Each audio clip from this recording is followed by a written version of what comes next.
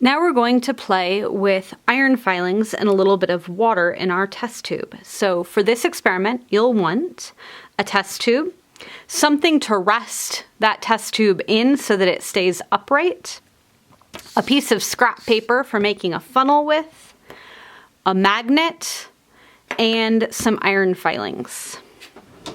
So if you have your piece of paper, first we're going to make a funnel out of it, and we're just going to do that by creating a cone shape and taping it. So I just have a little hole down at the bottom that will fit into my test tube,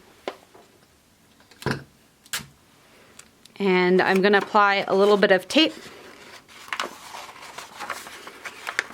and then I'm going to trim the top up.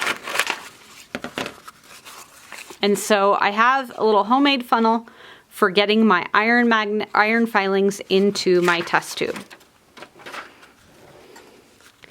So my test tube is already about 2/3 full of water. It's up to that between the 6 and 8 milliliter mark. I'm going to set it up. I'm going to set my funnel into it. And I'm going to pour about a teaspoon of iron filings into my test tube. Now again, these iron filings are not good to inhale, so you'll want to be careful with that. If you've got little kiddos, you might want to just use one of the masks laying around the house while they're doing this. And I'm going to stop talking while I'm pouring.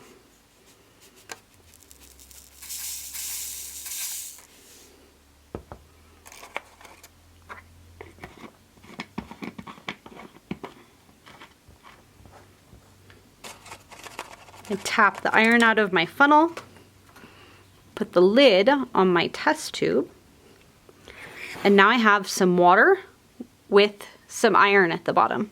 We're just going to play with our magnet. As you can see, we can chase the iron up, do all sorts of cool playing around, seeing how they connect, and make cool shapes. It's just a really fun experiment for playing with the iron. If you have two magnets or you have magnets of different strengths, you can see how they interact with each other. And then if you want to go ahead and fill your test tube the rest of the way up so that you don't have air bubbles, you can do that as well.